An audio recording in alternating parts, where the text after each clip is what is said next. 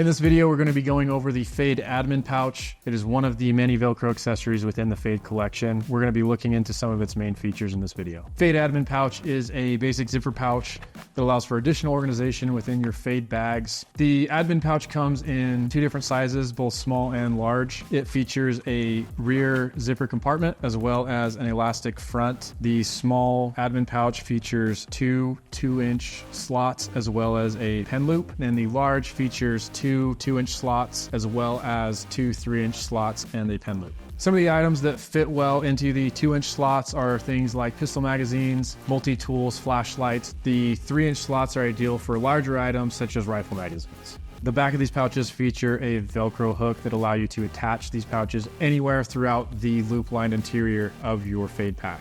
If you want to learn more about the Fade admin pouch or any of the other Velcro accessories within the Fade collection, check them out on our website at Eberlestock.com.